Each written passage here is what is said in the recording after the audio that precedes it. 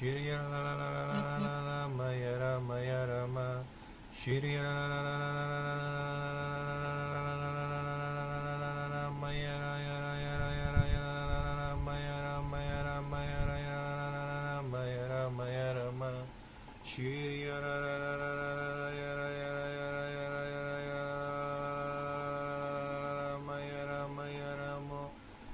Rama Shri la la la la Maya Rama Shri la la la Maya Rama Shri la la la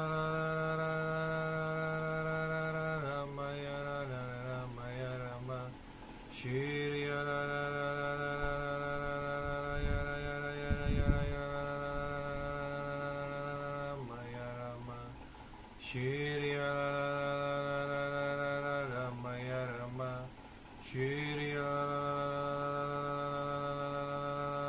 Shri la la la Rama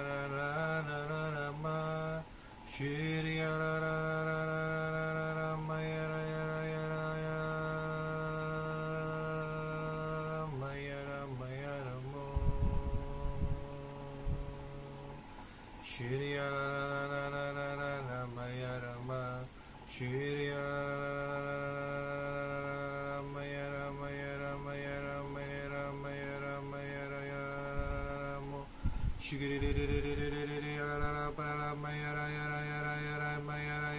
la Maya Ramo Shri la la la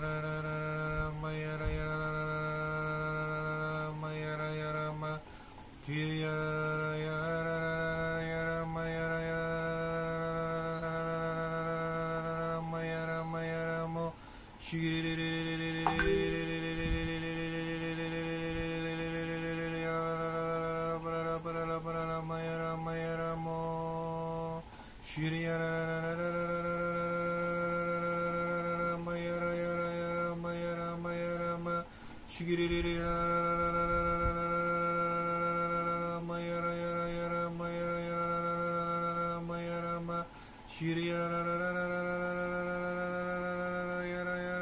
Maya Ramo Shri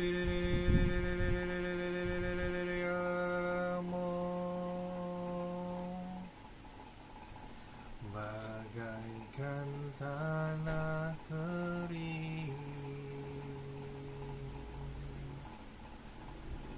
yang merindukan air,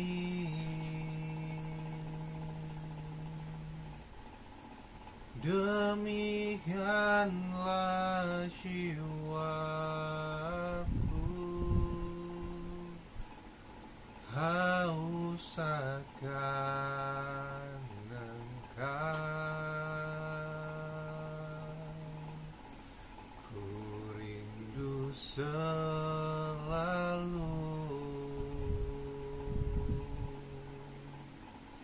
hadirmu di hidupku,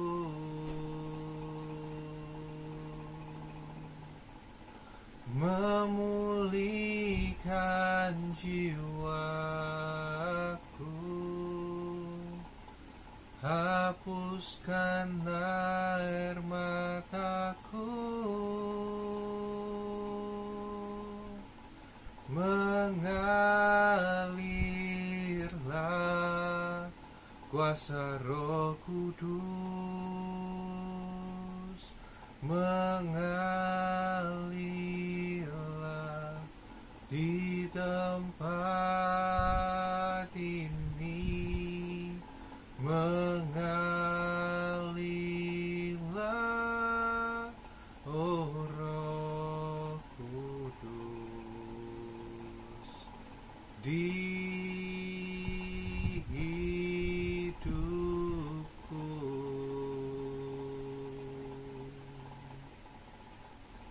Bagaikan tanah kering yang merindukan air, Demikianlah jiwaku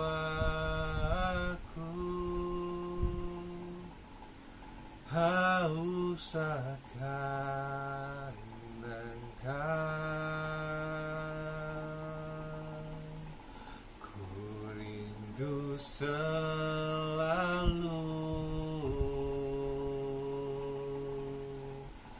hadirmu di hidupku, memulihkan jiwaku, hapuskan air mataku, mengalirlah kuasa Roh Kudus, mengalirlah di tempat ini, mengalirlah, oh Roh Kudus, pulihkanku, mengalirlah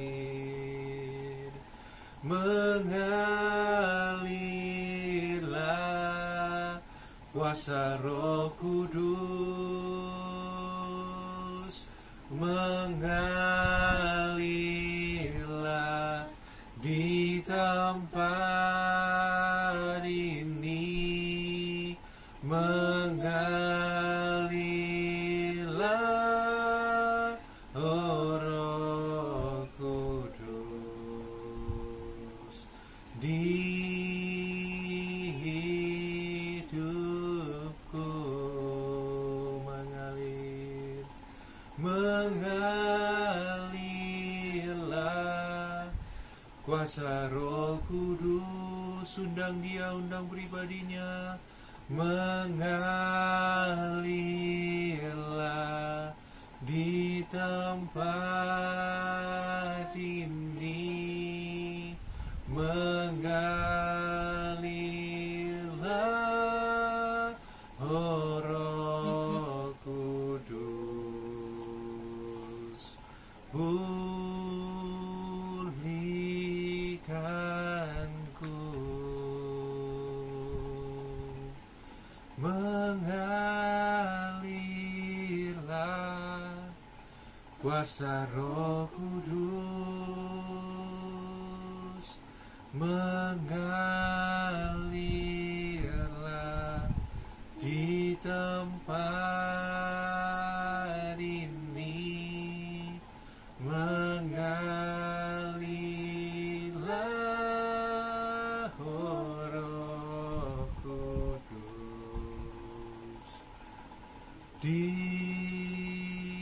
hidupku, mengalirlah, oh Roh Kudus, di hidupku, mengalirlah, oh Roh Kudus, di hidupku. Kami mengundang-Mu Tuhan, hadir di setiap ruangan di mana kami berdoa saat ini. Tuhan, nyatakan kuasa-Mu, nyatakan pribadi-Mu. Oh, Shirya Mayara Mayaramo, Shirya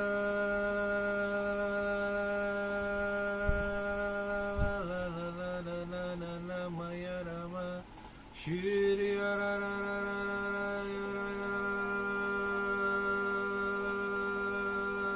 Mayara Mayarama, Mayarama,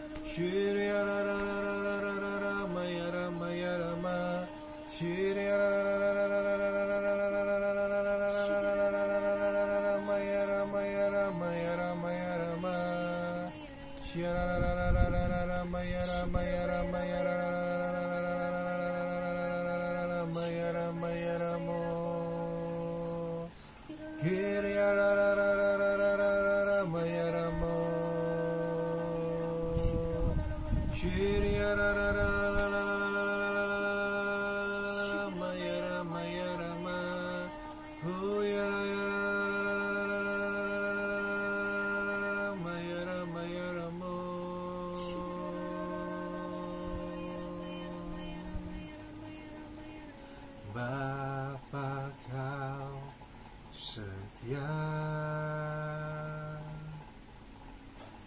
takkan meninggalkan,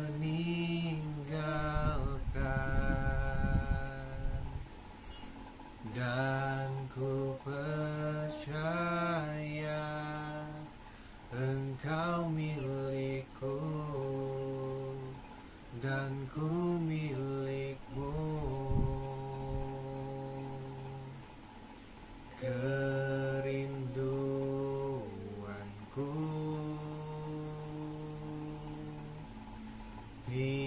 tinggikan namamu,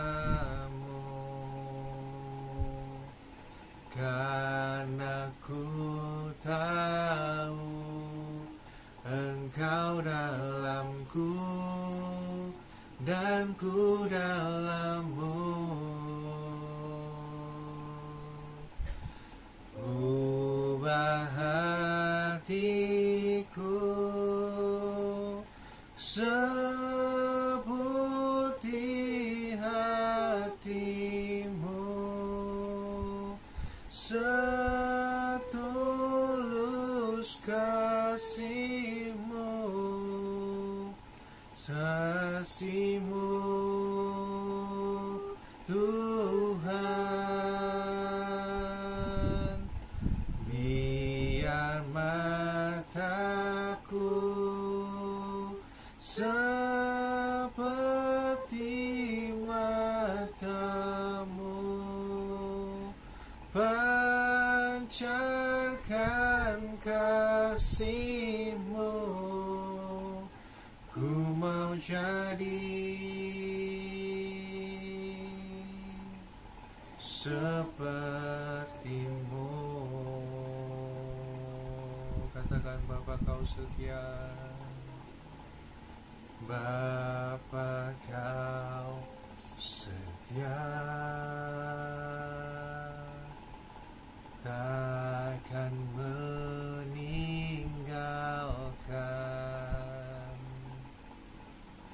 dan ku percaya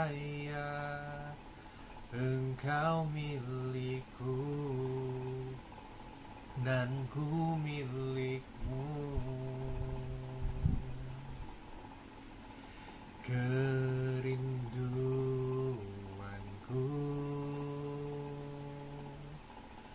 tinggikan namamu, karena ku tahu Engkau dalamku dan ku dalammu. Ubah hatiku seputih hatimu, setulus salibmu, kasihmu Tuhan. Biar mataku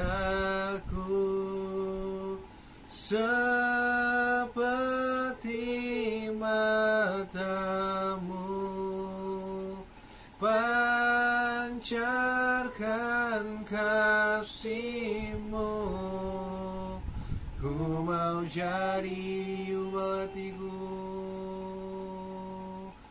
ubah hatiku seperti hatimu, setulus salibmu, kasihmu Tuhan. Biar mataku seperti matamu, pancarkan kasihmu. Ku mau jadi sepertimu, dengan lebih lembut. Ubah hatiku seperti hatimu, setulus salibmu, kasihmu Tuhan. Biar mataku seperti matamu, pancarkan kasihmu. Ku mau jadi sepertimu.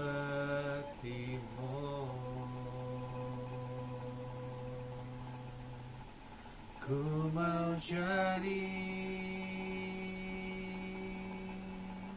sepertimu.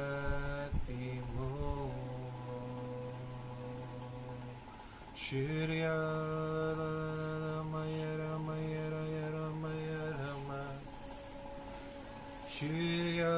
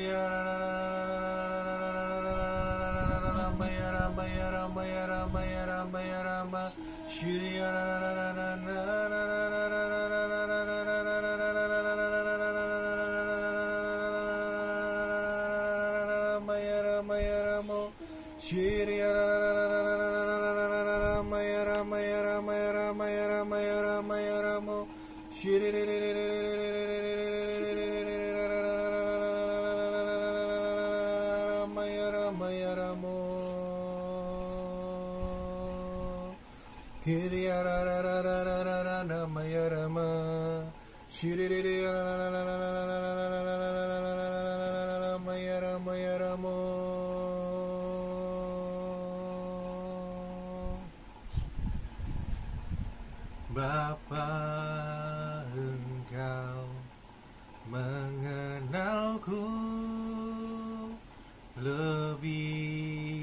ingkari siapapun. Engkau tahu ceritaku dan isi hatiku. Tak peduli masa lalu, Engkau tetap memiliku. Ubahkanku, sempurnakan, jadi karya yang indah. Kini aku percaya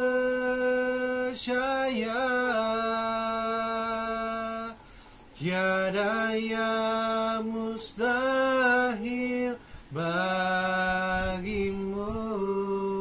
Kuasamu kuatkanku, dasarku berharap. Kini aku berserah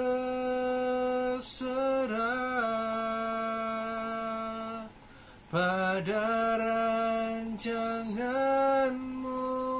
bagiku. Ku ikuti panggilanmu, ku kan setia sampai akhir hidupku.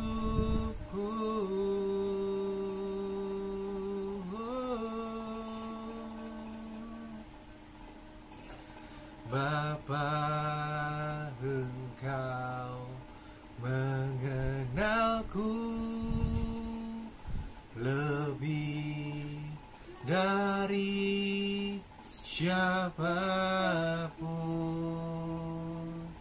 Engkau tahu ceritaku dan isi hati. Tak peduli masa lalu, Engkau tetap memiliku. Ubahkanku,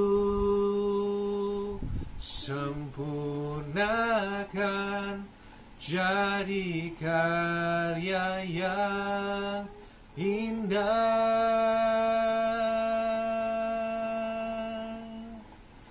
Kini aku percaya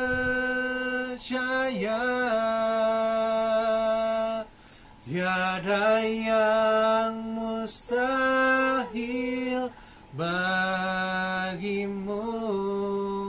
Kuasamu kuatkanku, dasarku berharap. Kini aku berserah pada rancanganmu bagiku. Ku ikuti panggilanmu, ku kan setia sampai akhir hidupku.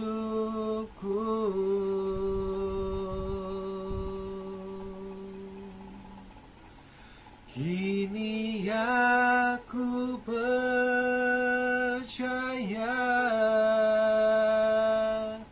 tiada yang mustahil bagimu. Kuasamu kuatkanku, dasarku berharap.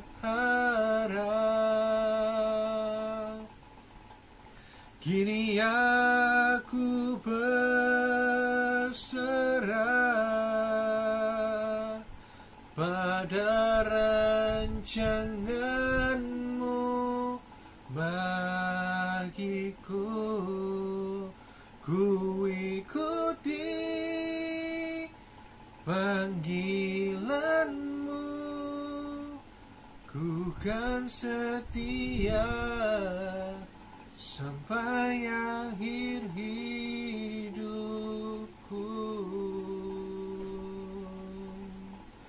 Ku ikuti panggilanmu, ku kan setia sampai akhir hidupku. Ku ikuti panggilanmu, ku kan setia sampai akhir hidupku.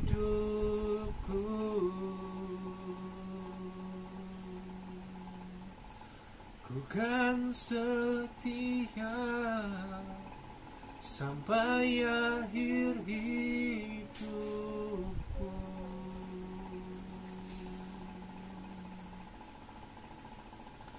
Shigiriya Rama Rama Rama Rama Rama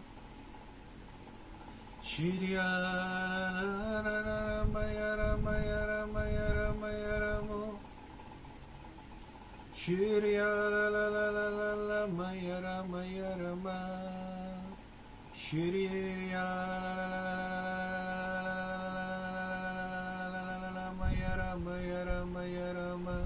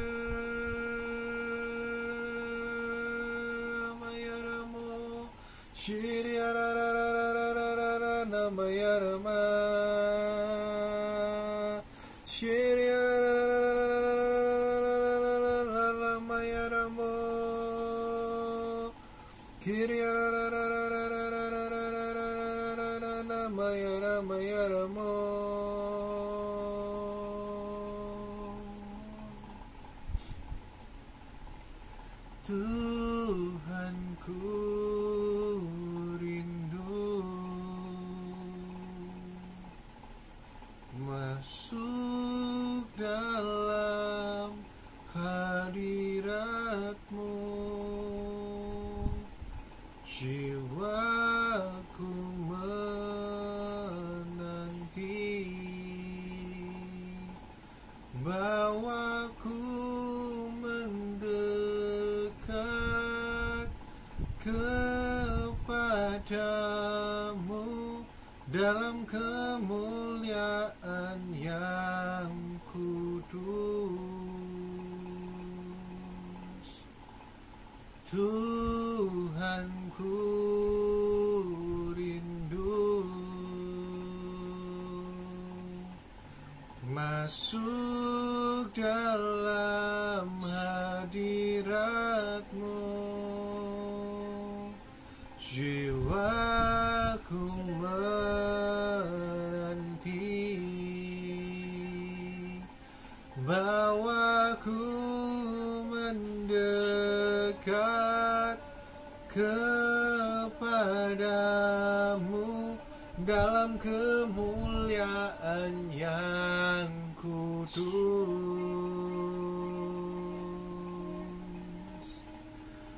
Ku nanti Engkau, Allah kuasa, dalam kemuliaan yang kudus. Ku sembah Engkau, Allah kuasa, dalam kemuliaan yang kudus. Ku nanti Engkau, Allah kuasa, dalam kemuliaan yang kudus. Ku sembah Engkau, Allah kuasa, dalam kemuliaan yang kudus. Dalam kemuliaan yang kudus. Dalam kemuliaan yang kudus. Syria ya ya ramo iria na ya rama oh ya la ya rama na ya ramo Syria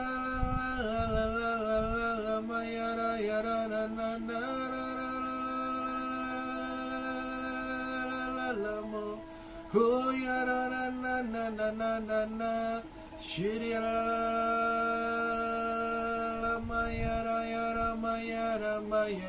ya ramo.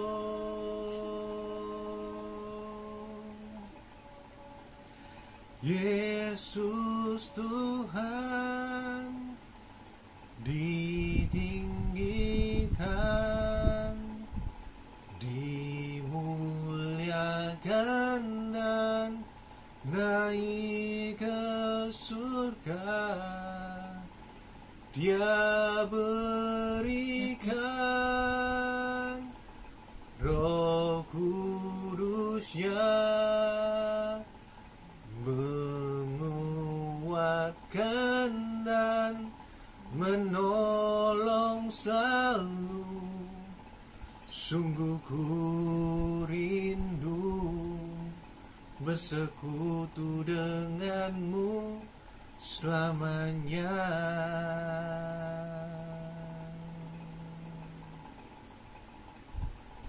Allah Roh Kudus, jamah hatiku dengan urapanmu. Rindu selalu dekat denganmu, tinggal di hadiratmu.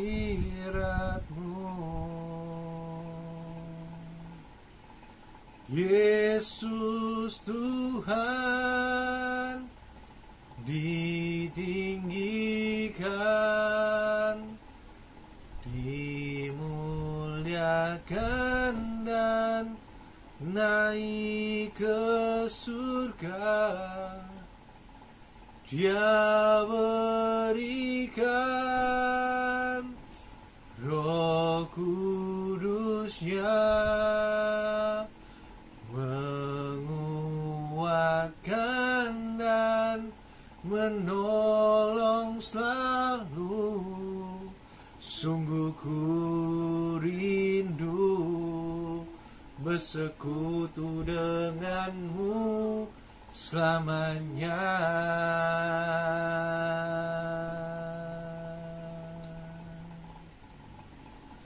Allah Roh Kudus, jamah dengan urapanmu, rindu selalu dekat denganmu, tinggal di hadiratmu. Allah Roh Kudus, jamah hatiku dengan urapanmu, rindu selalu dekat denganmu, tinggal di hadiratmu. Allah Roh Kudus, jamah hatiku dengan urapanmu, rindu selalu dekat denganmu, tinggal di hadiratmu,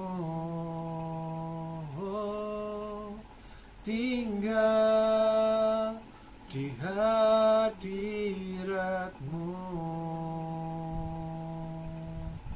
tinggal di hadiratmu.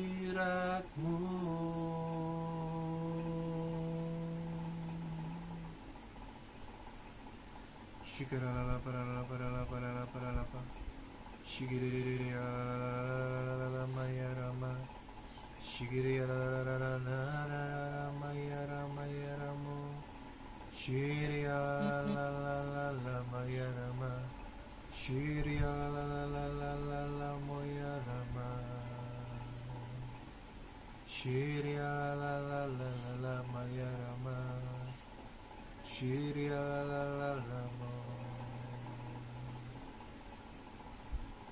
Bapa di surga, yang mengucap syukur untuk hadirat-Mu di tengah-tengah setiap kami. Satukan kami di dalam roh-Mu Tuhan, biarkan kami boleh merasakan Engkau, boleh merasakan pribadi-Mu Tuhan. Kau dekat dengan kami, Kau Allah yang setia, Kau tak pernah meninggalkan setiap kami Tuhan. Dan kami ini milik-Mu, dan Kau adalah milik daripada setiap kami. Terpujilah nama-Mu Tuhan, biarkan Kau ditinggikan di atas segalanya. Hari ini kami bersama-sama belajar Tuhan, untuk mendengarkan firman-Mu. Berikan kami tanah hati yang lapang, tanah hati yang terbuka ya Bapa, sehingga Roh Kudus itu boleh mengalir, mengisi hati kami, dan Roh Kudus boleh berbicara ketika kami mendengarkan firman-Mu.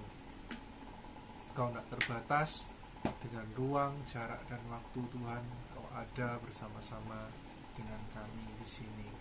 Terima kasih Tuhan. Kami serahkan jam-jam ke depan, Tuhan boleh mendengarkan firman-Mu Tuhan. Tuntun setiap kami. Urapi lidah bibir hamba-Mu yang akan menyampaikan firman-Mu. Biarkan Engkau bekerja secara leluasa melalui hamba-Mu Tuhan. Berbicaralah jauh lebih daripada materi yang ada, jauh lebih daripada apa yang dipersiapkan. Biarkan Allah Roh Kudus boleh berbicara kepada kami umat-Mu ya Bapa, sampai ke kedalaman hati kami. Terima kasih Tuhan, di dalam nama Yesus kami mengucap syukur. Haleluya, amin.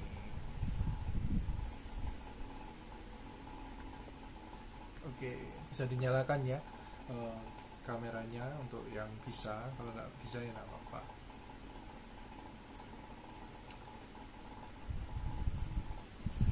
Oke, hari ini kita mau belajar bareng-bareng ya. Temanya, judulnya adalah I Love My Bible. Ya, sudah tahu ya kira-kira kita mau bahas apa berarti. Ya, I Love My Bible. Kita mau bahas hari ini firman-Nya adalah tentang membaca Alkitab. Ya. Very nggak apa-apa. Ya, kita mau baca, baru belajar membaca Alkitab.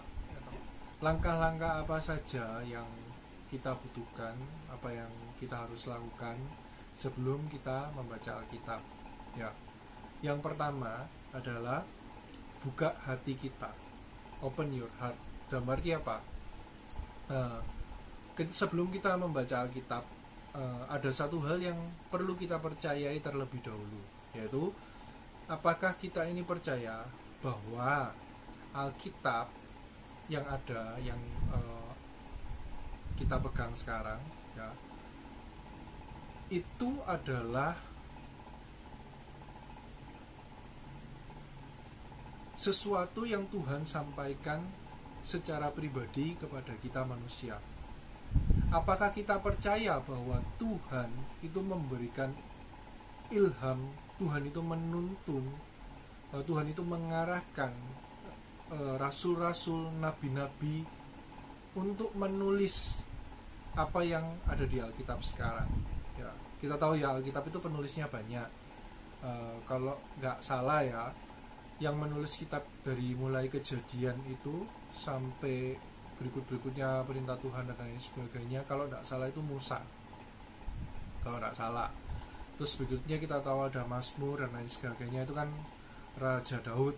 Ada Pengkhotbah itu Raja Salomo, ya kan? Terus ada berikutnya ada kisah-kisah nabi-nabi dan lain sebagainya. Terus ada nanti di Perjanjian Baru ada Matius, Markus, Lukas, Yohanes dan lain sebagainya. Itu kan nama-nama daripada penulisnya dan lain sebagainya. Nah, apakah kita percaya sih Alkitab yang kita pegang itu sekarang itu benar-benar Tuhan yang arahkan semua isinya, atau kita cuma nganggep ya Alkitab itu dulu ditulis oleh manusia, bisa salah dan lain sebagainya. Nah, kayak gitu dulu. Kenapa itu penting? Karena itu sebuah dasar yang fundamental untuk kita miliki. Karena kalau kita itu ragu dengan Alkitab, ragu dengan isinya dan lain sebagainya, nanti di tengah-tengah kita jalan, di tengah-tengah kita membaca dan lain sebagainya, di tengah-tengah kok ada keanehan ya gini dan lain sebagainya, kita akan ragu. Ya, tak jelasin sampai sini dulu ya. Jadi kita itu harus percaya lebih dahulu bahwa Tuhan, aku percaya bahwa Alkitab ini adalah intinya kayak sebuah buku manual yang Tuhan itu tulis supaya manusia itu tidak lupa juga. Ya, kenapa kok Tuhan itu menyuruh, mengilhami, bahkan Tuhan itu yang mengilhami tulisan pertama kali sejak dari zamannya apa? Zamannya Musa. Ketika Tuhan sendiri yang menorehkan, ya kan, di loh batu 10 perintah Allah, benar ya? Padahal kenapa kok Tuhan tidak suruh Musa yang menorehkan? Kan bisa toh. Musa kan bisa menorehkan dan lain sebagainya. Musa itu bisa mewakili Tuhan mengukir di loh batu itu, pasti bisa. Tapi kenapa kok Tuhan itu secara pribadi menorehkan ya tulisan tangannya di atas loh batu itu? Karena aku secara pribadi ya, kenapa kok harus ditulis? Karena manusia itu mudah lupa, ya kan? Kalau manusia itu nggak mudah lupa, ya diomongi aja sudah cukup. Tapi kenyataannya manusia mudah lupa, ingatannya terbatas. Bahkan sudah ada tulisan aja kadang kita malas baca, benar ya?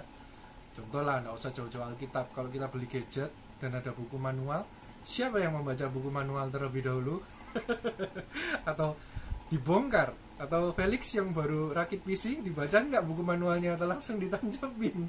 Nah, udah gak di sini. Manusia itu udah ada tulisannya aja malas membaca gitu. Nah, makanya kita harus ubah habit itu, ya toh, karena kita belajar juga bahwa semuanya itu Tuhan tidak iseng, semuanya itu Tuhan ilhami. Bahwa bahkan hari ini kok kasih contoh di mana nulis pun itu Tuhan ilhami terlebih dahulu. Sebelum ada tulisan-tulisan Musa selanjutnya, ada perintah-perintah yang ditulis, ada kisah yang ditulis, itu Tuhan yang terlebih dahulu. Sebelum itu kan tidak diceritakan nih Abraham membuat catatan, gitu kan tidak ada, ya toh. Nuh membuat catatan, gitu kan tidak ada, dan lain sebagainya gitu loh. Tapi ketika Tuhan itu sudah mengilhami terlebih dahulu, dengan Tuhan itu menulis di loh batu dan lain sebagainya, maka selanjutnya setelah itu kita dapat bahwa ada kisah-kisah yang ditulis, benar ya, ada peraturan-peraturan, ada apa yang dari Tuhan itu ditulis semuanya, kejadian dan lain sebagainya, sejak Tuhan mengilhami itu. Nah, terus ada pertanyaan nih, loh tapi kan yang nulis itu manusia kok, yang nulis itu bisa salah dan lain sebagainya, ya kan? Benar, nggak bisa dipungkiri sampai sekarang pun jadi perdebatan bahwa eh, yang menulis itu manusia bisa tetap salah. Dalam arti kalau dari cerita kita tahu cuma Musa ya yang bertatapan muka dengan muka secara langsung dengan Tuhan dan mendengarkan suara Tuhan secara audible, ya kan, dan tidak mati gitu. Sedangkan kisah-kisah selanjutnya kan enggak dituliskan bagaimana Tuhan berjumpa dan lain sebagainya gitu. Kalau seseorang itu berjumpa pun Tuhan pakai media melalui sebagainya. Nah, kok bisa yakin kok Alkitab itu dari Tuhan gitu. Nah, kalau mau diteliti itu akan panjang dan Koko bukan ahli teologi ya, dan Koko bukan belajar di sekolah Alkitab ya. Cuma Koko pernah baca bahwa kalian tahu ya, Alkitab kita sama Alkitab Katolik, kalian tahu kan bedanya? Ya, kalau Alkitabnya kita itu ada beberapa pasal ya atau beberapa kitab, sedangkan di Katolik itu ada tambahannya gitu. Nah, pertanyaan kenapa kok yang di ayat-ayat yang dipunyanya Katolik itu tidak dimasukkan? Salah satunya kalau Koko baca adalah mereka bilang ayat-ayat yang tambahan di Alkitabnya Katolik itu dibilang kitab kanon. Kanon itu dalam arti apa? Kanon itu dalam arti gini loh, kalau tidak salah kitab-kitab itu sebelum di patenkan dimasuk yaitu dalam Alkitab yang sekarang itu semua sudah diuji. Maksudnya ini tuh asalnya dari mana, terus berapa tahun sing lalu di mana dan lain sebagainya. Intinya adalah para pakar itu sudah menguji yang asal usulnya itu bisa mengarah, walaupun tidak 100% ya, tapi karena sudah diuji otomatis mengarah lebih ke arah yang benar gitu. Udah ya di sini. Sama kayak vaksin lah. Vaksin kan harus diuji melalui uji coba dan lain sebagainya, baru bisa nemu kan vaksin yang mengarahkan vaksin ini aman. Intinya kayak gitulah. Karena apa? Karena kalau kalian belajar ya, orang dulu tuh suka nulis. Mudah ya? Sama kayak gini lah. Orang sekarang itu suka nulis juga, tapi di forum. Bener ya? Kan kalau kalian tahu Kaskus, baca dan lain sebagainya, orang sekarang itu juga seneng nulis. Tapi kan banyak juga berita yang meleset kan, benar ya. Jadi berita yang sebenarnya apa itu jadi apa dan lain sebagainya. Nah, dulu itu diceritakan juga kayak gitu.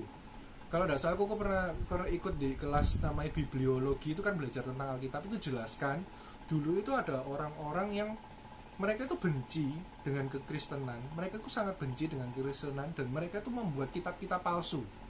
Mereka itu buat kitab sing memper nilai tapi tiba-tiba dibelokkan nilai dan lain sebagainya. Itu ada yang sampai membentuk saking niate ya, ada satu kayak lembaga khusus gitu loh, lembaga khusus yang dia itu membuat kitab-kitab sampai itu dan lain sebagainya hanya untuk nyerang orang-orang Kristen. Nah, otomatis jadi ketika ada menemukan kitab baru apa-apa dan lain sebagainya, itu tidak serta-merta langsung dimasukkan ke dalam Alkitab yang kita kenal sekarang, tapi akan melalui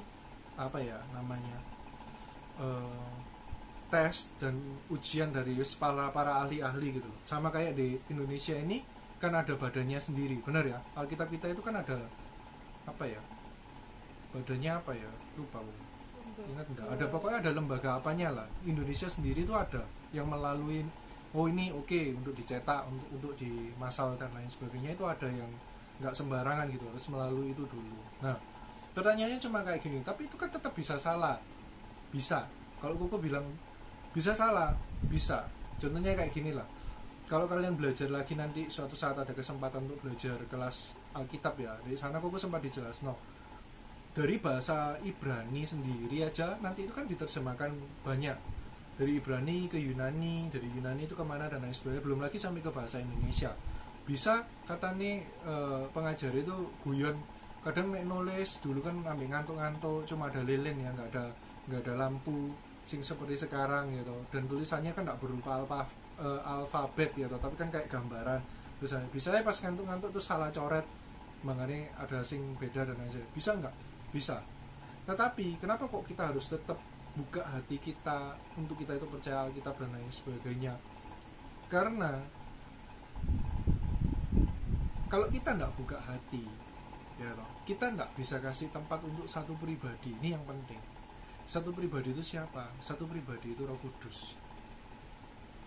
Jadi sebelum kita baca Alkitab itu kita minta bahwa Tuhan itu tuntun kita. Ketika kita membaca Alkitab, Tuhan itu tuntun supaya kita itu bisa mengerti apa yang Tuhan maksud di dalam Alkitab. Tak kasih satu contoh ya, nanti kalian boleh bisa cross check sendiri. Saul itu matinya karena apa? Ada yang ingat kejadiannya Saul mati enggak? Boleh langsung dijawab ya, di unmute langsung jawab kalau ada yang ingat. Ada? Jadi nggak ada yang ingat lah. Sakno like Saul lagi. Saking nggak terkenal sampai mati aja nggak tahu. Gak ingat kok, lupa aku. Nggak ingat. Ya nanti kalian nanti itu cari tahu ya. Nanti boleh diteliti sendiri. Jadi gini, kisah akhir daripada kematian Saul itu ditulis lupa. Pokoknya di akhir-akhir pasal berapa ya. Terus di akhir-akhir pasal berapa itu diceritakan kayak gini, bahwa Saul itu meninggal, dia itu bunuh diri kalau tidak salah. Bunuh diri. Sebentar, you lost your connection. Udah tuh.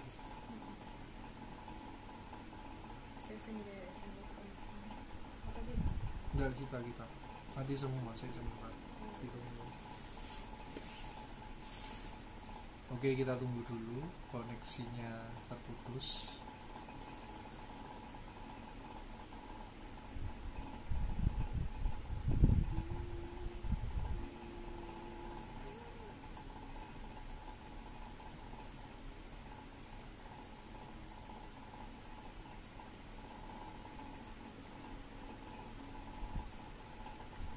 Kok ada?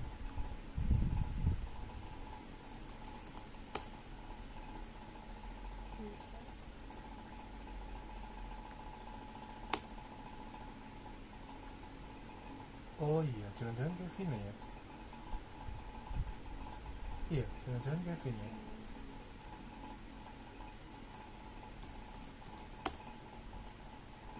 Iya, Kevin kayaknya.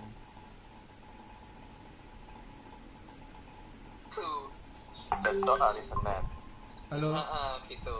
sorry keputus ya Koko ya? Oke. Sampai mana tadi? Oh, berkasih saya hari ini. Thank you. Wes, Tak selingi sharing guys. Dek, hari-hari kayak gini loh Koko kita belum ikut masuk. kan. Oh, ini. Yang penting ini sharing serius iki kak yo niki. Yang kok barang kiri mana? Jadi Tes. kok yo ki belum balik tuh ini. Sudah. Udah. Oh, wes. Kira-kira belum. Sharing yang balik nanti ya. Daripada tadi keputus. Oke, kita lanjutin.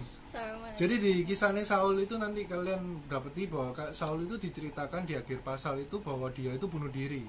Dia dikejar oleh pasukan Filistin kalau tidak salah, terus tinggal bujangnya, pembawa senjatanya sama Saul gitu. Terus bujangnya merasa terdesak dan lain sebagainya. Pokoknya akhirnya ceritanya itu bunuh diri ya toh.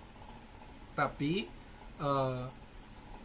di pasal berikutnya itu ada yang seseorang itu membawa kalau tidak salah membawa kepala Saul deh, atau apa ya, pokoknya kalau enggak membawa berita tok terus cerita kalau Saul itu mati terus dibunuh ambil siapa ya, ambil orang itu kayak, atau ambil musuhnya dan lain sebagainya. Pokoknya mau apa ya, intinya ayatnya itu bertentangan gitu loh.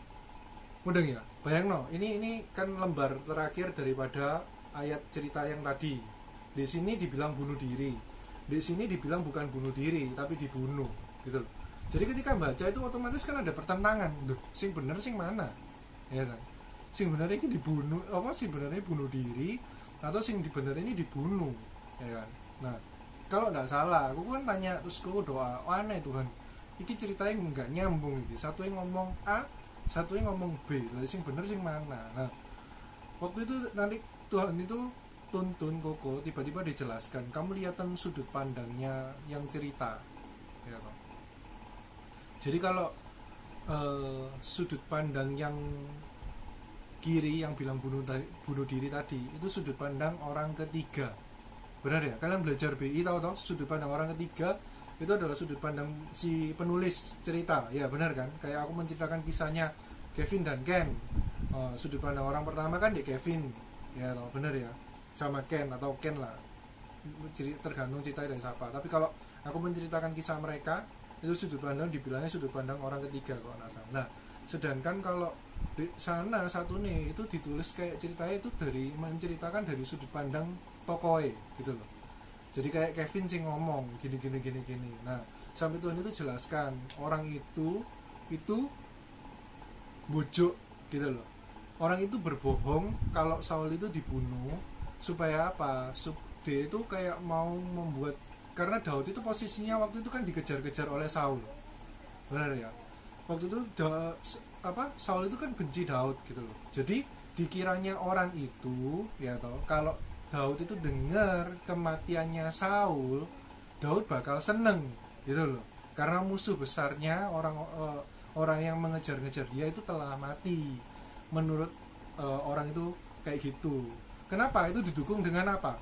Didukung dengan gini loh, akhirnya Daud itu marah kan. Daud marah dan kalau tidak salah disuruh kayak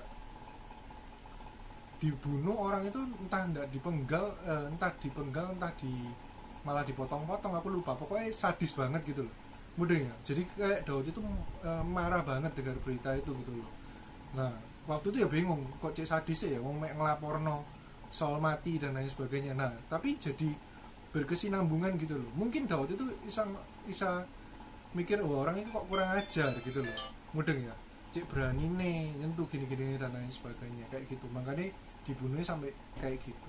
Nanti dibaca lah, nanti Koko baca lagi supaya Koko bisa jelas no detail. Tapi ini cuma tak kasih gambaran, di mana Koko secara pribadi juga nemu waktu baca Alkitab kok ada ketidakcocokan gitu loh, dan tidak semerta-merta ngejudge mari gitu ini salah kayak tulisnya dan lain sebagainya gitu loh. Cuma ya itu dijelas no oleh Tuhan kayak gitu ya. Itu penting. Kenapa kok pertama kali, langkah pertama sebelum kita baca Alkitab adalah kita buka hati ya toh. Kita yang dengan secara sadar itu membuka hati, bukan dengan keterpaksaan ya. Itu yang pertama. Yang kedua, langkah berikutnya adalah ya mulai membaca ya toh. Jangan sampai kita punya niat sudah membuka hati tapi kita nggak mulai membaca ya toh. Nah, kita harus mulai membaca. Kalau kita baca Alkitab, kita harus membaca itu dengan benar. Kalau nggak membaca dengan benar, kita juga sulit memahami. Ya, kita sulit memahami dan maksudnya membaca dengan benar itu nggak membaca dengan asal-asalan, sekilas lalu dan lain sebagainya. Kayak baca komik ya, contoh lah, kayak Koko ambil temannya Koko itu sering debat masalah Naruto. Kenapa? Waktu Koko puasa, Koko kan nggak lihat komiknya Naruto, cuma Koko ini penasaran gitu. Jadi aku minta diceritain aja mokong ya. Jadi aku nggak baca komik Naruto, aku minta diceritain nih. Jadi aku puasa sebulan gitu ya, aku nggak baca komik Naruto, minta diceritain temanku selama 1 bulan itu tiap minggunya itu, oh Naruto gini, oh ya Naruto gini, Naruto gini. Yang lucu adalah mari gitu setelah selesai puasa Koko baca Naruto, loh ceritanya Naruto nih kok biasa diceritakan kancaku ini beda. Ngeprank we. Seguan ini kejadian ini. Saya kan teman sahabatnya Koko itu kan sekantor loh. Gue kok ngawur mek cerita. Udah ya. Jadi dia itu kebiasaannya apa? Bedanya cuma gini. Nek kita baca bareng nih ya. Koko tuh baca detail. Jadi bakal lama gitu loh. Menghayati background nih apa. Nah, dia itu baca sekilas. Jadi karena baca sekilas itu kan bukan animasi ya, itu kan cuma lukisan. Jadi kalau ada sing rodok ambigu apanya itu kan perlu dicerna toh. Iki sing ngomong sopo ya toh, ini lagi di mana apa, kita no apa. Lah karena sekilas dia skip, jadi pemahamannya dia ambil cerita sebenarnya itu beda gitu loh. Jadi itu lucu itu kejadian ya. Nah sama baca Alkitab itu jangan sekilas, nanti salah pemahaman ya. Baca Alkitab itu harus direnungkan, dibaca per kata-katae. Kalau malah sempat itu malah cari yang terjemahan Inggrisnya ya toh, cari yang terjemahan lain yang ada Alkitab versi The Message atau apa, itu bisa membuat kalian tuh lebih ngerti dalam ya toh, lebih apa ya, kayak oh ini kok kayak gini ya, oh di arti ini lain itu kayak gini arti ini, oh ini contoh lah pemburit. Pernah dengar kata-kata pemburit? Angkat tangan di layar. Pernah dengar kata-kata pemburit di Alkitab? Lah kok cuma Kevin tok sing tahu. nanti search ya kata-kata pemburit itu apa ya tuh. Lah ini kalian baca tok sekilas ya. Ini yang nggak boleh masuk surga nih, enggak salah kata-kata itu. Ini pencuri kita ngerti, pembunuh kita ngerti apa. Tiba-tiba ada kata-kata pemburit. Nah, pemburit ini apa? Ya tuh. Nek sekilas lalu ya wes gak ngurus lah. Mungkin kalian pernah baca tapi kalian cuek. Pemburit apa? Wes gak penting. Itu golongan gak penting. Jadi kita baca pemburit ya. Tapi penting gitu loh. Nanti cari oh pemburit itu apa gitu. Kalau tidak salah Kevin tahu artinya pemburit ya? Kalau tapi kayak pembangkang gitu bukan lah. Bukan. Setahu kok ya. Saya kok ya lupa ingat, nanti tak cari lagi. Pemburit itu tidak salah orang-orang gay.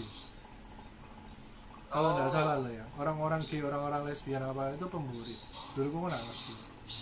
Kalau tidak salah ya, nanti kita cari. Ya itu cuma contoh. Makanya kita nggak boleh baca itu tergesa-gesa. Jadi kita baca Alkitab, kita memulai di dalam doa. Penting untuk kita doa dulu, Tuhan tuntun aku, bimbing aku dan lain sebagainya. Terus membacanya tidak terburu-buru, tapi perlahan, nggak tergesa-gesa dan mencoba untuk mengerti gitu loh. Arti ayat ini apa yang Tuhan itu berusaha sampaikan kepada kita, apa yang Tuhan itu berusaha ajarkan melalui kisahnya Daud, apa yang Tuhan itu ingin ajarkan melalui kisahnya Saul dan lain sebagainya, kayak gitu. Terus jangan lupa membuat catatan singkat. Kenapa jangan lupa? Karena setiap orang ketika membaca, ya toh, ketika Roh Kudus bekerja di Ferry L, ketika Roh Kudus itu bekerja di Kevin, Kenneth, Felix, Daniel, Ferry S, Grace maupun Koko, itu Tuhan akan ngomongnya beda-beda. Bukan berarti akan ada banyak versi, bukan. Tuhan itu akan berbicara secara spesifik kepada setiap pribadi ini kita. Apa yang disampaikan kepada Ken itu akan sesuai dengan kebutuhannya Ken. Apa yang disampaikan kepada Ferry L akan disesuaikan dengan kebutuhannya Ferry L. Lebih spesifik gitu loh. Jadi bisa beda-beda. Nah, itu alangkah baiknya itu dicatat sehingga kita itu ngerti poin-poin pentingnya itu apa, terus remanya itu apa. Ya, kalian tahu ya kita ketika belajar bahasa Indonesia, ya toh, ketika membuat sebuah rangkuman atau evaluasi dan lain sebagainya, kita tuh pernah diajar yang namanya 5W1H. Tahu ya? 5W1H itu what, when, where, who, why, dan how, ya toh. Jadi what itu apa? Kita mencoba apa yang sedang terjadi di pasal yang kita baca. When itu kapan kira-kira terjadinya. Terus where itu di mana peristiwa itu berlangsung, di kota apa dan lain sebagainya. Who itu siapa saja yang terlibat, misalnya Tuhan Yesus, murid-murid dan lain sebagainya. Terus atau why, kenapa kok akhirnya terjadi, latar belakangnya peristiwa itu apa, dan how itu ya apa responnya orang-orang di dalamnya, ya toh, bagaimana terlibat menyelesaikan konfliknya dan lain sebagainya. Nah, ketika kita membuat catatan, kita akan lebih mudah bisa ingat gitu ya, poin-poin pentingnya apa dan lain sebagainya. Kayak kita belajar, benar ya di sini ya. Dan dengan tahu ada poin-poin penting, kita bisa belajar, kita bisa mempraktekkan poin-poin tersebut di kehidupan kita sehari-hari. Itu yang penting. Ya. Kita coba yuk baca yuk Matius 4 ayat 1 sampai 11.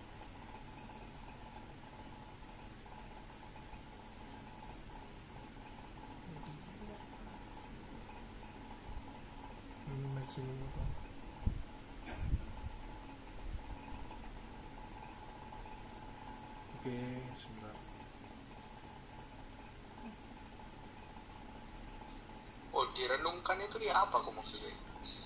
Direnungkan itu kalau kita itu nggak ngerti maksudnya, terus kita mikirin gitu loh, apa ya maksudnya.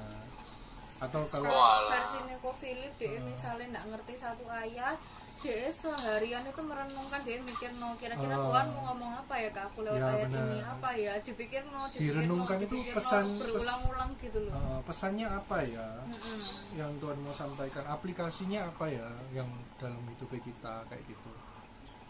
Ya, Matius 4 ayat 1 sampai 11 kita baca ya. Ini ayat yang terkenal gitu. Oke, lu baca ya. Pencobaan di padang gurun. Maka Yesus dibawa oleh Roh ke padang gurun untuk dicobai iblis. Dan setelah berpuasa 40 hari dan 40 malam, akhirnya laparlah Yesus. Lalu datanglah si pencoba itu dan berkata kepadanya, "Jika engkau anak Allah, perintahkanlah supaya batu-batu ini menjadi roti." Tetapi Yesus menjawab, "Ada tertulis, manusia hidup bukan dari roti saja, tetapi dari setiap firman yang keluar dari mulut Allah." Kemudian iblis membawanya ke kota suci dan menempatkan dia di bubungan bait Allah. Lalu berkata kepadanya, "Jika engkau anak Allah, jatuhkanlah dirimu ke bawah, sebab ada tertulis, mengenai engkau ia akan memerintahkan malaikat-malaikatnya, dan mereka akan menatang engkau di atas tangannya, supaya kakimu jangan terantuk kepada batu." Yesus berkata kepadanya, "Ada pula tertulis, janganlah engkau mencobai Tuhan Allahmu." Dan iblis membawanya pula ke atas gunung yang sangat tinggi dan memperlihatkan kepadanya semua kerajaan dunia dan kemegahannya, dan berkata kepadanya, "Semuanya itu akan kuberikan kepadamu jika engkau sujud menyembah aku." Maka berkatalah Yesus kepadanya, "Enyahlah, iblis, sebab ada tertulis, engkau harus menyembah Tuhan Allahmu dan hanya kepada Dia sajalah engkau berbakti." Lalu iblis meninggalkan dia, dan lihatlah malaikat-malaikat datang melayani Yesus. Amin. Nah, kita kasih contoh ya, whatnya apa? Whatnya adalah Tuhan Yesus itu dicobai oleh iblis sebanyak 3 kali. Yaitu dengan apa? Disuruh mengubah batu jadi roti, ya kan? Terus disuruh menjatuhkan diri dari atas bait suci.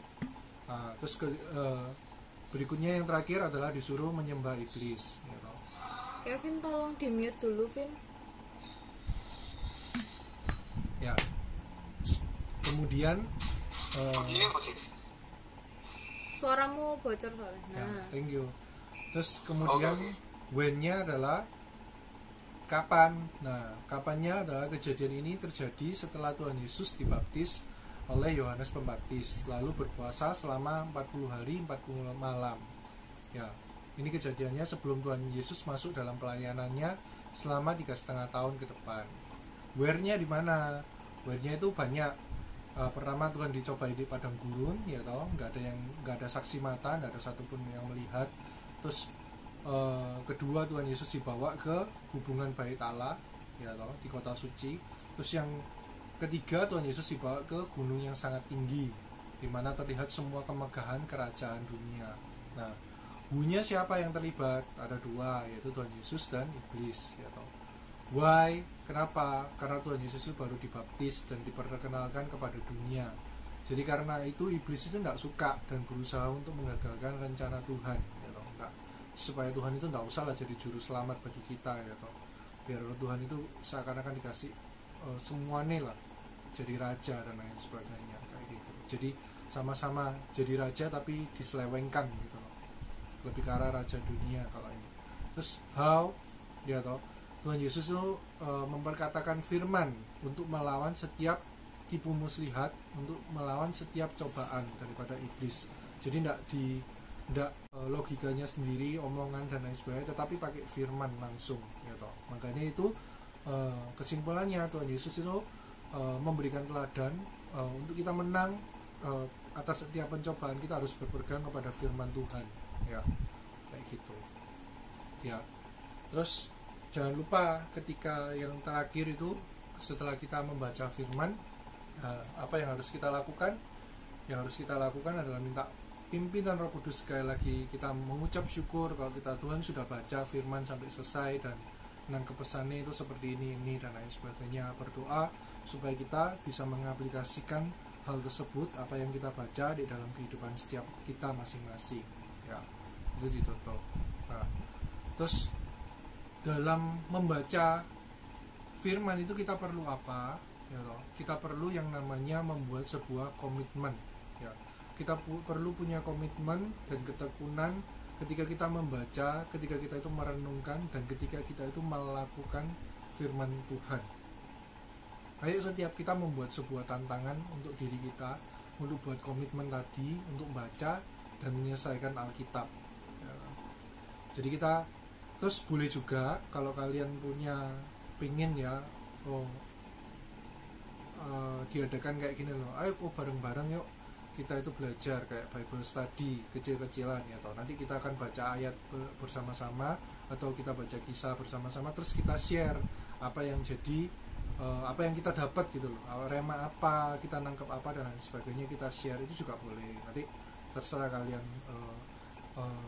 maunya kapan, nanti kita atur kalau kalian mau ya, itu yang tentang grup. Tapi kalau pribadi yaitu kita tentukan mau pagi mau baca Alkitab atau malam dan lain sebagainya. Terus tentukan awal mula membaca. Nah, awal mula membaca itu semua dianjurkan dari perjanjian baru dulu, baru perjanjian lama. Kenapa? Kalau perjanjian baru itu bahasanya itu lebih mudah dimengerti dan kita langsung lihat kepada kisahnya Yesus dulu, benar ya, supaya kita tidak bingung. Kita diperkenalkan kita baca dari kisahnya Yesus dulu dan lain sebagainya. Terus semua yang ada di perjanjian baru itu lebih mudah dicerna, sekalipun kisah-kisah tapi kita langsung dapat pengajaran apa yang Tuhan Yesus katakan. Itu kan pengajaran kan, gini langsung dan lain sebagainya, walaupun ada banyak perumpamaan juga. Sedangkan kalau di perjanjian lama itu lebih susah karena kadang cuma kisah dan lain sebagainya, dan kita harus menyimpulkan sebenarnya apa yang ingin disampaikan gitu melalui kisah yang dicatat di Alkitab ini, kayak gitu. Contoh lah kayak apa ya, Daud jatuh karena jangan-jangan di soto, terus dia berjaya mandi dan lain sebagainya. Apa yang mau disyaratkan di sana? Kenapa kok ditulis di Alkitab kejadian yang memalukan ini, kan GJ aib dan lain sebagainya? Kan itu diserang juga banyak orang ya, katanya kayak gitu loh. Kan tentunya Tuhan menulis itu bukan untuk kita meniru kan, benar ya? Tapi Tuhan menulis itu supaya kita belajar tidak mengulangi kesalahan Daud, yaitu Daud jatuh justru karena apa? Karena lengah. Dia nggak menjalankan kewajibannya sebagai raja gitu. Dia nyantai-nyantai, wis apa dan lain sebagainya, malah lengah. Nah kayak gitu. Terus tentukan jumlah pasalnya. Jadi kalau jangan baca itu berdasarkan mood ya. Kalau sempat baca 1 pasal, 2 pasal, atau 5 pasal. Kalau nggak sempat, nggak baca sama sekali, atau baca cuma 1 ayat, 2 ayat, 3 ayat. Nah, jangan seperti itu ya toh.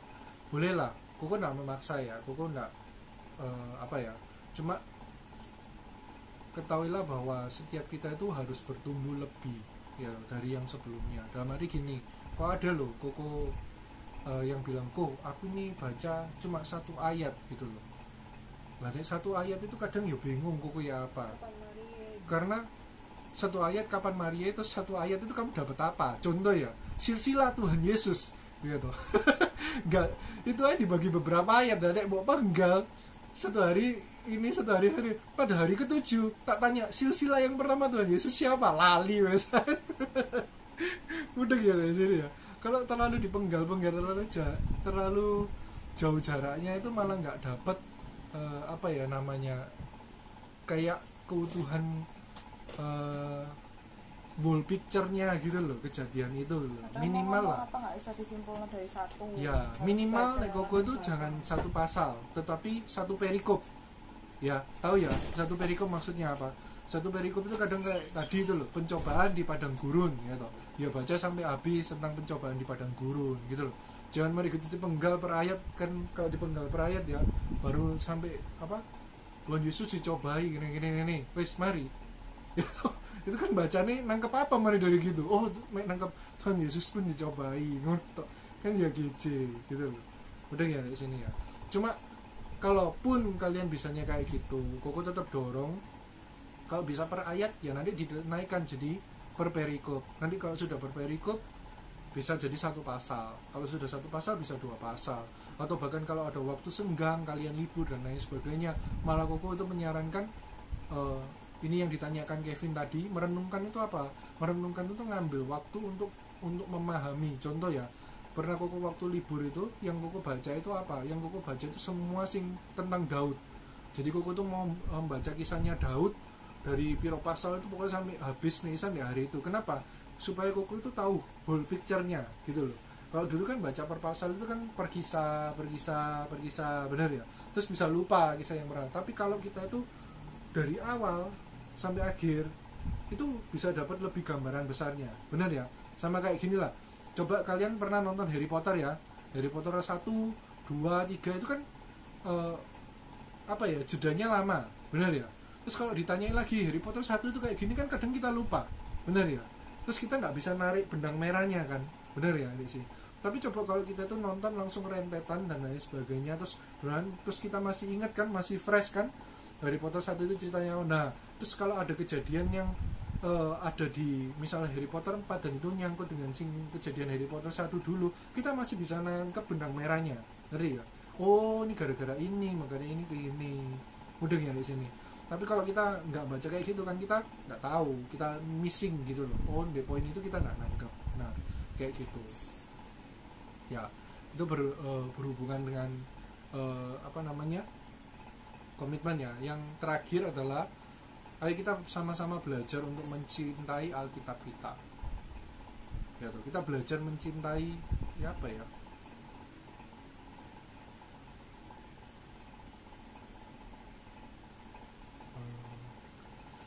Kok bingung mengatakan ini itu kayak apa ya? Kok nggak bilang kita itu menuhankan Alkitab ya? Mudeng ya maksudnya di sini ya. Tak kasih tahu ini dulu. Cuma gini, kita tahu bahwa Tuhan itu adalah firman, ya kan? Dan firman adalah Tuhan, tahu itu ya. Tuhan Yesus adalah firman dan lain sebagainya. Nah, otomatis setiap firman di dalam Alkitab itu kan hidup dan lain sebagainya. Dan koko bukan bilang kayak kita perlakukan firman itu atau Alkitab secara fisik itu kayak Tuhan, bukan. Cuma cintai dan hargai Alkitab itu. Aduh, ya apa ya? Kok bingung ngasih nilai ini. Karena gini, kalau dulu itu kita itu diajari kita itu benar-benar menghargai Alkitab itu enggak kayak buku, sekedar buku. Mudeng ya? Kita memperlakukan Alkitab kayak sekedar buku gitu loh. Contoh ya. Dalam arti menghargai Alkitab itu contohnya kayak apa? Kalau Alkitab itu sekedar buku. Contoh nih. Kalian taruh buku itu di tanah, oke enggak? Nah kalau buku biasa mau taruh di tanah ya wes gak apa-apa, benar ya. Kalau Alkitab nek koko sebisa mungkin di meja, kecuali kalau di gereja terus kondisinya duduknya lesehan dan lain sebagainya, ya toh itu tak taruh di bawah. Itu pun koko akan menjaga supaya nggak keinjak orang, mudah ya di sini ya. Dan beda rasa supaya nggak keinjaknya itu bukan supaya Alkitabnya nggak rusak. Tentang Alkitab itu ya bisa lah beli lagi, mungkin cuma 50 ribuan kok, sing paling murah, bahkan ada yang lebih murah dari itu dan lain sebagainya, kan sanggup beli lagi. Tapi bukan ada perasaan di mana kita menghormati, jadi supaya Alkitab itu ojo sampai terinjak, ojo sampai dilangkai orang lah dan lain sebagainya gitu. Mudeng ya di sini ya guys ya. Tapi bukan mentuhankan Alkitab loh ya, mudeng ya.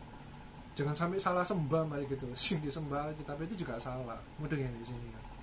Cuma ayo kita belajar Alkitab dan itu berbicara tentang isinya dan berbicara tentang kepada siapa sing disembah, tetap ke Tuhan Yesus gitu.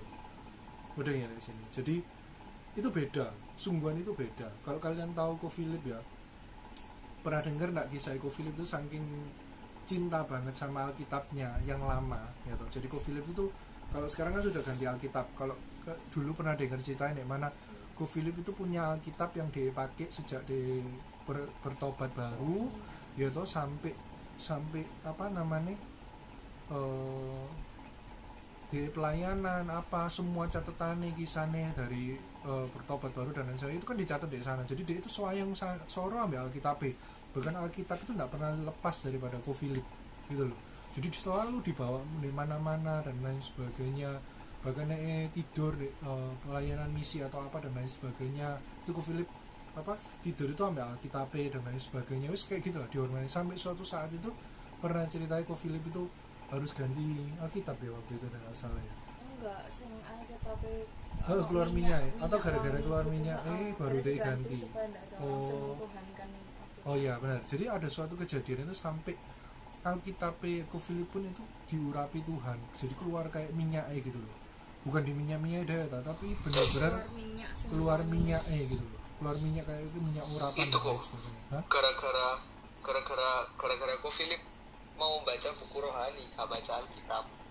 Oh iya, ada kejadian sih kayak gitu juga ya. Iya, aku ingat. Makanya karena Ya, dia benar. ngerasa kayak ketinggalan dong semuanya lagi bahas buku rohani. Oh iya, benar. Rohani. Nah, Ko Philip itu dulu sangat, ya intinya pokoknya Ko Philip itu kan biasanya sangat cinta ambil Alkitab itu, nggak pernah kayak dia itu terinspirasi dari siapa ya?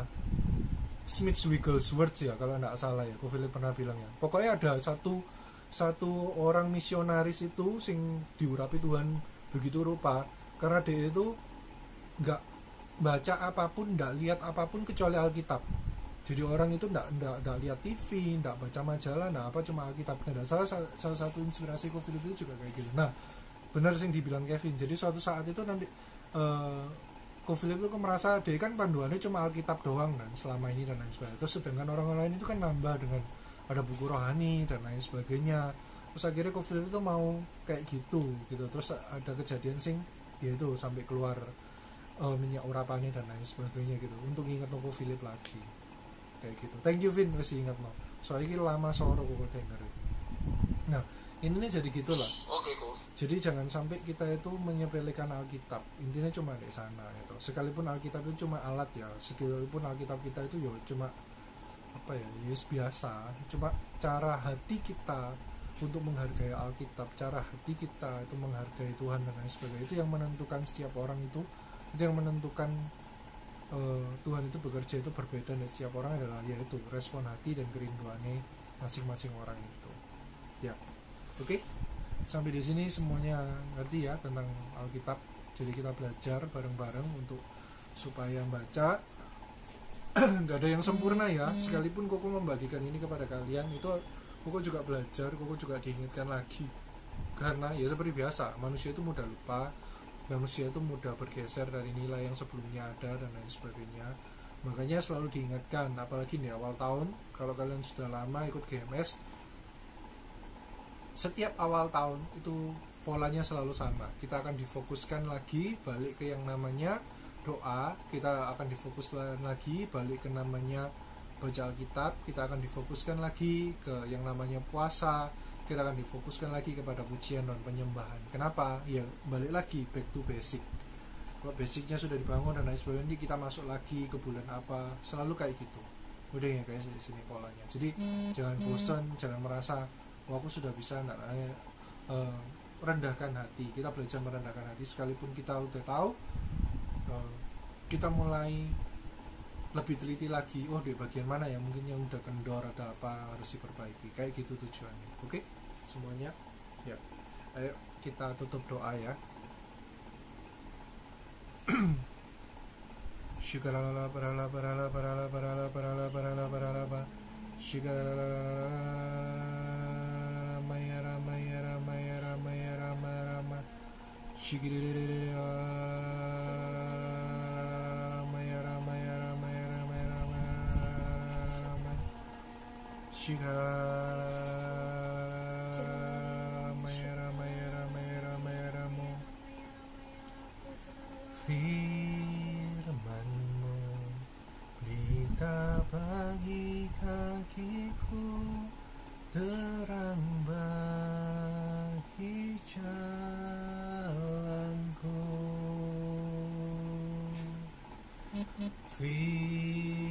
Firman-Mu pelita bagi kakiku, terang bagi jalanku.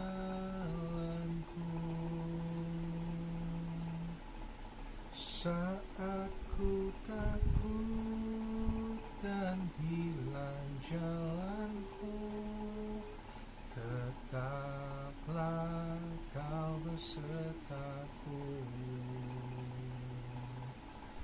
dan takkan ku takut sebab Engkau besertaku. Menangku selamanya. Firman-Mu Pelita bagi kakiku, terang bagi jalanku.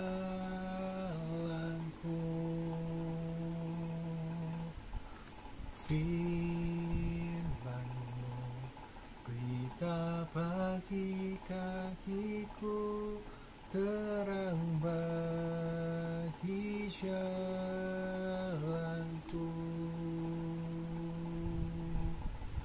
Waktu ku bimbang dan hilang jalanku, tetaplah Kau di sisiku, dan takkan ku takut asal Kau di dekatku, besertaku selamanya. Firman-Mu pelita bagi kakiku, terang bagi jalanku. Terima kasih Tuhan kalau kami boleh bersama-sama belajar untuk mengasihi Alkitab kami dan berbicara bukan tentang bukunya tetapi firman di dalamnya ya Bapa, yang telah Kau inisiatifkan Tuhan, Kau berikan kepada kami manusia, karena kami mudah lupa dengan segala apa yang Kau janjikan, dengan segala apa yang Kau ajarkan ya Bapa.